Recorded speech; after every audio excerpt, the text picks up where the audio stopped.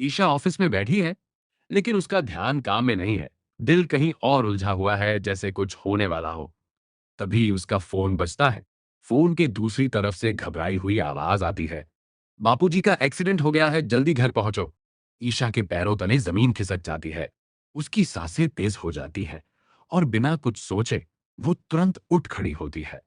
वो सीधे सूरज के केबिन की तरफ भागती है। सूरज, मुझे अभी घर जाना है, बहुत जरूरी है। क्या तुम मुझे अपनी गाड़ी से छोड़ सकते हो? उसकी आवाज में घबराहट साफ झलक रही थी। लेकिन सूरज ठंडे चेहरे के साथ उसे देखता है और कहता है, तुम अपनी जॉब पर फोकस करो, मैं तुम्हें नहीं छोड़ सकता। ये सुनकर ईशा के दिल पर जैसे चोट लगती है। वो एक पल के लिए उसे देखती है, फिर कहती है, ठीक है, तुम्हारी गाड़ी तुम्हारे पास ही रहे। और बिना कुछ कहे वहां से निकल जाती है। लेकिन उसे क्या पता था कि ये सब एक चाल थी, आकाश की चाल। दरअसल वो फोन फेक था।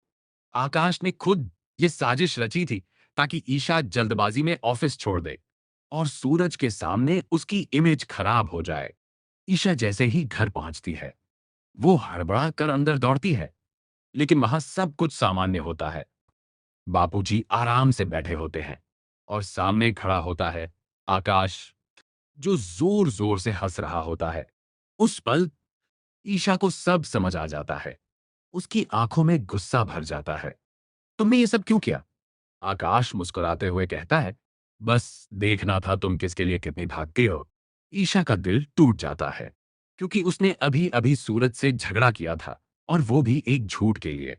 उधर सूरज अपने केबिन में बैठा है, लेकिन उसका मन भी शांत नहीं है। वो जानता है कि उसने ईशा को ठुकरा दिया, लेकिन क्यों, ये वो खुद भी नहीं समझ पा रहा। असल में उसके ऊपर एक और दबाव है, ताई माँ का वादा। उसने ताई माँ से कसम खाई थी कि वो किसी भी हालत में ईशा को नौकरी से निकाल देगा। लेकिन अब ये काम उतना आसान नहीं रहा, क्योंकि जितना वो ईशा को हटाने की कोशिश करता है, उतना ही ईशा खुद को साबित कर देती है। यहां तक कि ईशा की वजह से सूरज का एक रुका हुआ सरकारी फंड भी पास हो जाता है। अब सूरज एक अजीब दुविधा में फंस चुका है। वो चाहता भी है कि ईशा नौकरी छोड़ दे, लेकिन उसके पास कोई वजह ही नहीं बची। वो सोचता है, घर जाकर ताई माँ को क्या जवाब दूंगा। उसी उलझन में वो मिश्रा जी को बुलाता है। मिश्रा, कोई ऐसा तरीका बताओ जिससे हम ईशा को नौकरी से निकाल